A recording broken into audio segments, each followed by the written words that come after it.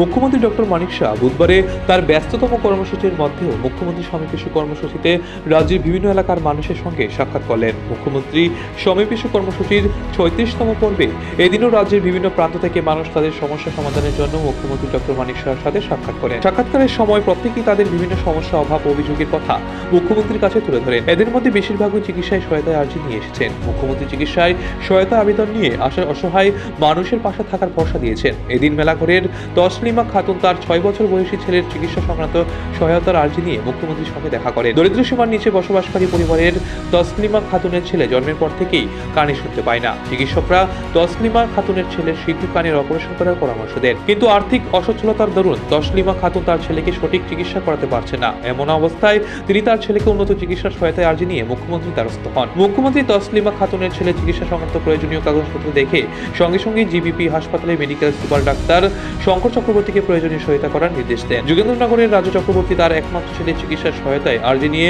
মুখ্যমন্ত্রীর সঙ্গে দেখা করেন। রাজু চক্রবর্তীর ১২ বছরের ছেলে জন্মের পর থেকেই মানসিকভাবে ভারসাম্যহীন।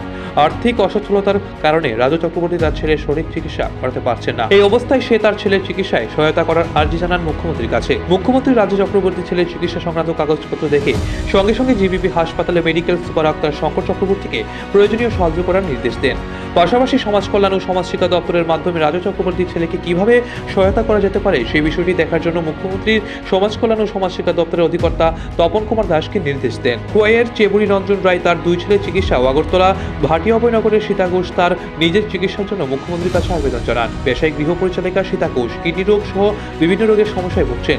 পরিবারের আর্থিক অবস্থা সচ্ছল না থাকার কারণে সে তার সঠিক চিকিৎসাও করতে পারছে না। মুখ্যমন্ত্রীর সঙ্গে সঙ্গে তার আবেদনে সাড়া দিয়ে সংশ্লিষ্ট আধিকারিকদের প্রয়োজনীয় সহযোগিতা প্রদানের নির্দেশ দেন। রানীবাজারের রুমা দেববর্মাও তার চিকিৎসার জন্য মুখ্যমন্ত্রীর কাছে সহায়তার আবেদন জানান।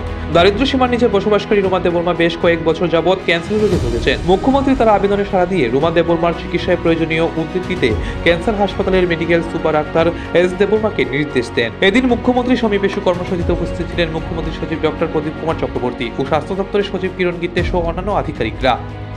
নিজস্ব প্রতিনিধি রিপোর্ট, এশিয়ান টাইমস।